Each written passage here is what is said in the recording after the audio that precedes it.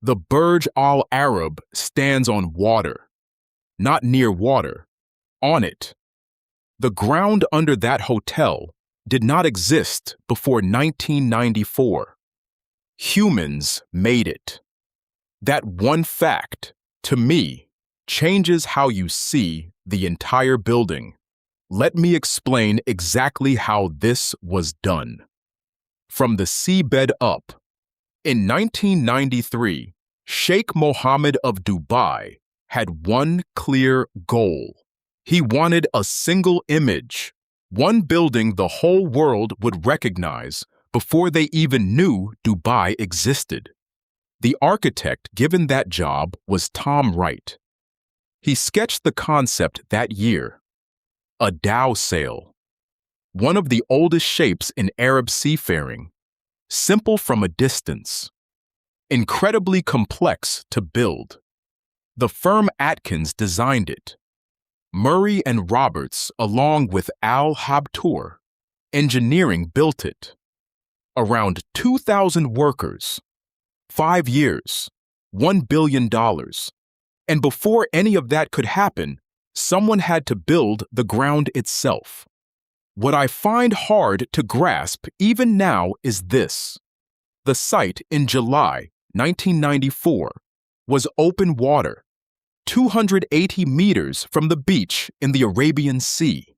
No land, no bedrock within reach, just sea.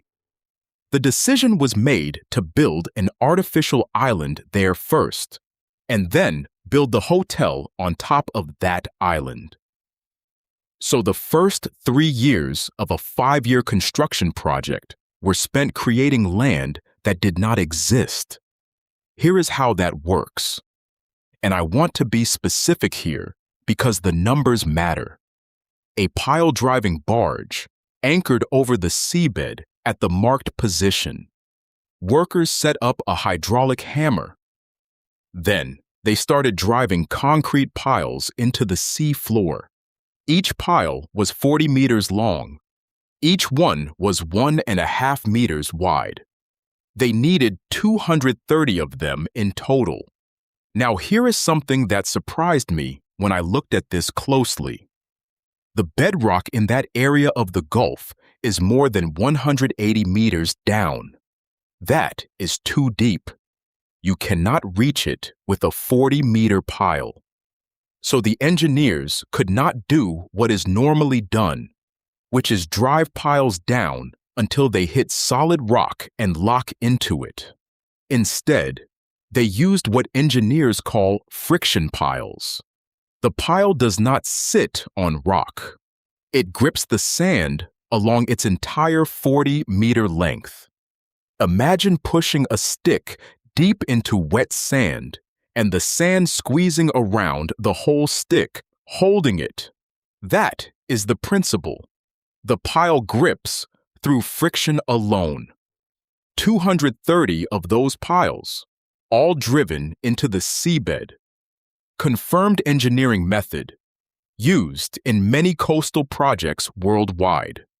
Once those pile heads were in place, temporary sheet piles were driven in a ring around the whole footprint. These held the sea back while work happened inside the ring. Then, hydraulic fill was pumped in. That means sand and water were sprayed in under pressure until the sea inside the ring was displaced and replaced with compacted material. Workers measured the fill level every hour. Too fast. And the sheet piles around the edge could buckle under the pressure. Too slow, and the schedule fails. Over weeks, the slurry settled. Water drained out. And for the first time, dry land appeared where there had only been sea. But loose, wet sand cannot carry a 130,000-ton building. So vibratory compaction probes were driven into the fill.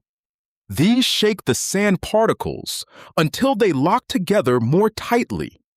Then, armor rock was laid over the surface.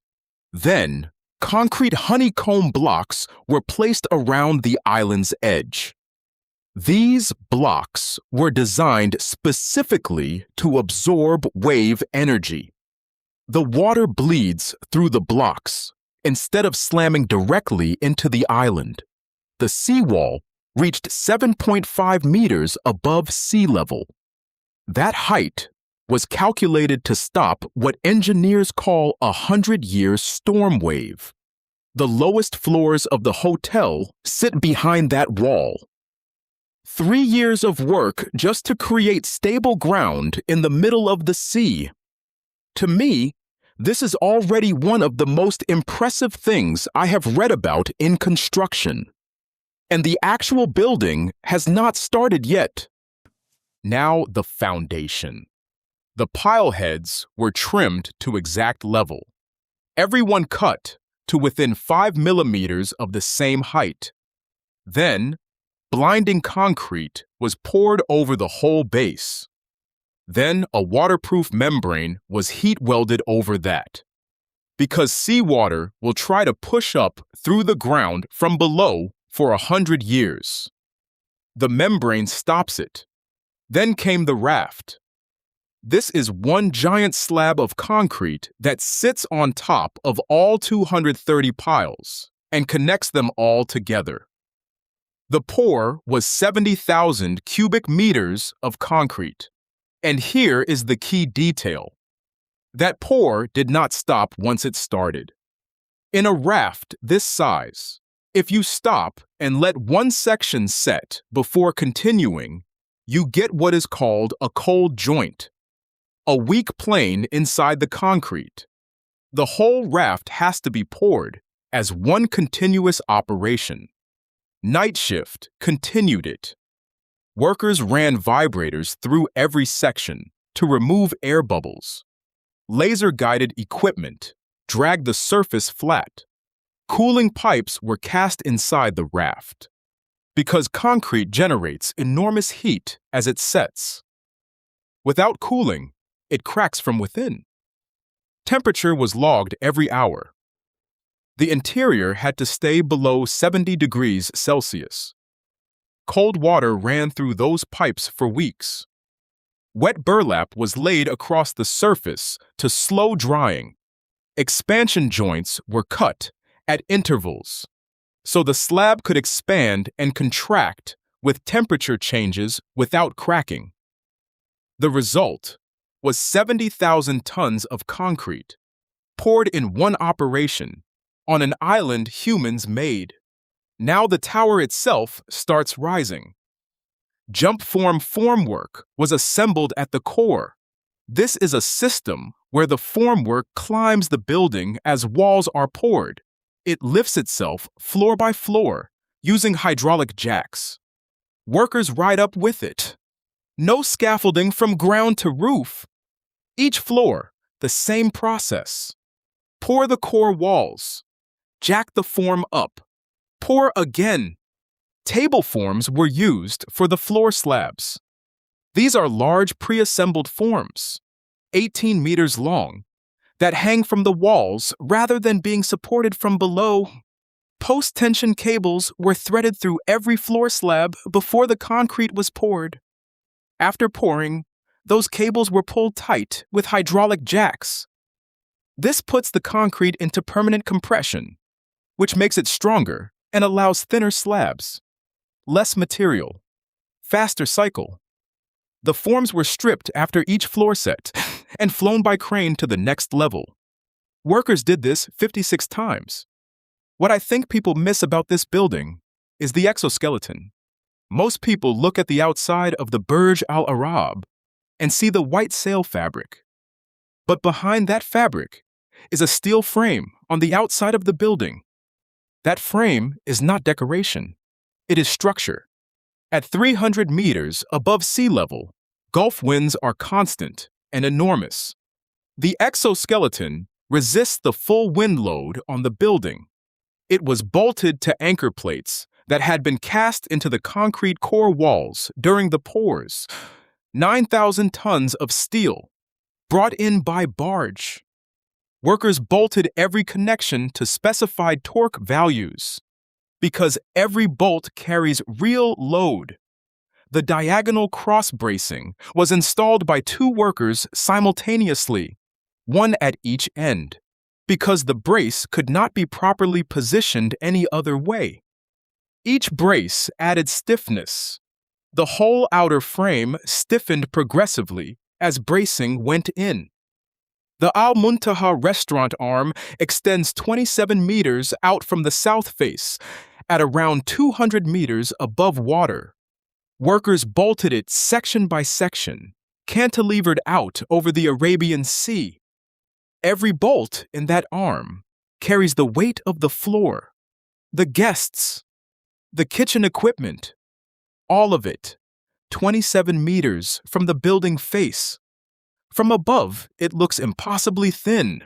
The engineers confirmed it is over-designed for safety margin. That is the point. The helipad at level 59, 210 meters above water. Radial beams bolted to a ring girder. Deck plates fixed in place.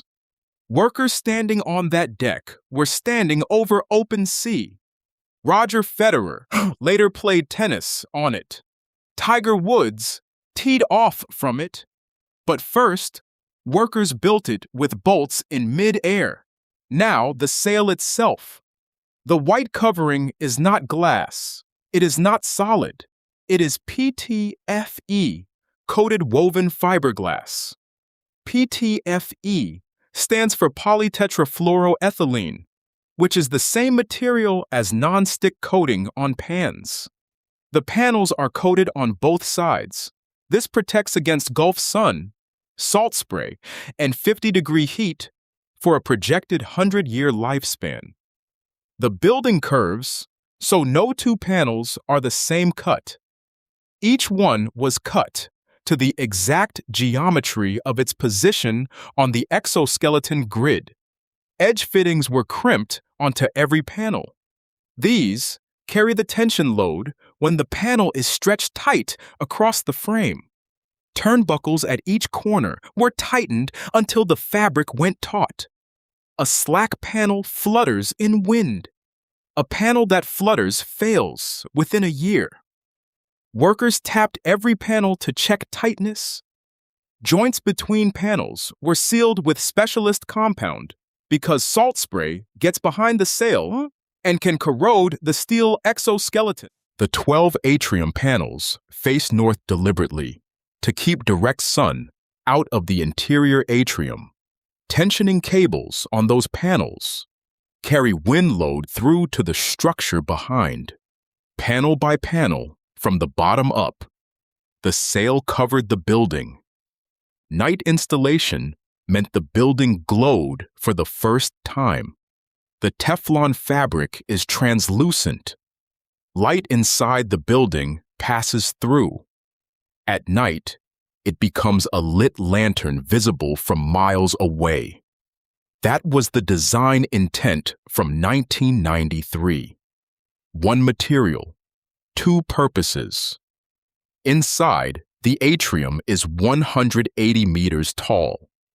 18 floors visible at once. Glass elevators climb the full height. 22-karat gold leaf covers every column, applied with a brush too thin to handle with bare fingers, 1 sheet at a time. Each sheet is roughly the size of a postage stamp. Total gold leaf used was 1,790 square meters. Carrara marble was laid at lobby level, with veining matched across every joint. Every slab placed next to its neighbor before adhesive set. So the pattern continues across the seam. The aquarium wall panels are 18 centimeters thick acrylic. Each holds pressure from 990,000 liters of water. Curved ceilings in the rooms were pre-made off-site and hung on-site. Every room curve is different. 202 duplex suites, every one double height. Every partition built to full acoustic specification. Custom carpets from South Africa and India, cut and fitted by hand. Chandeliers from the UK, raised by hand winch. Every electrical connection made from scaffolding above. Brazilian green marble in the royal suite bathrooms, held against the wall while adhesive grabbed. Arab astronomy mosaic patterns laid tile by tile from a full-size template. The kitchen for the Al Muntaha restaurant, 200 meters above the Gulf, was craned through a structural opening in the building. Every appliance bolted down. Nothing in that kitchen can move. Glass elevator cabs were installed and tested through their full travel, lobby to top, before any guest rode them. The atrium fountain was calibrated to throw water 42 meters straight up. Workers adjusted it until it hit exact height. The private bridge connecting the island to the Dubai shoreline was built span by span, 280 meters total. The only land access to the building. Deck paved, barriers fitted, lighting wired. Mechanical commissioning ran floor by floor. Every sprinkler head tested. Every fire damper cycled. Basement to mast top. Main electrical switchgear energized. Protection relays tested. The building drew its first full power load. Every system live. Then, specialist workers descended the full face of the building from top to bottom to wash every sail panel. Construction dust removed. Snag inspection ran room by room. Workers logged thousands of small items. Tradespeople fixed every one before the doors opened. December 1st, 1999. 5 years after the first pile was driven into open water, the Burj Al Arab opened. 230 piles, 70,000 cubic meters of concrete, 9,000 tons of steel. An island built from nothing. A 321-meter tower on that island, completed in 5 years. What I understand now is this. The building is impressive because of what you see, the sail, the gold, the atrium. But the real engineering is invisible. It is 40 meters below the surface of the Arabian Sea, in the sand, in 230 concrete piles, gripping nothing but friction, holding up 130,000 tons above them. Everything else, every gold leaf, every marble slab, every tensioned cable sits on top of that. And that foundation sits on ground that did not exist before humans decided to put it there. So for me, the main thing is this. The Burj Al Arab is not just a tall building. It is proof that with enough engineering knowledge and enough time, you can build on absolutely nothing. They created the ground, then built the building, and called it a hotel. That, to me, is the most impressive part of the whole thing.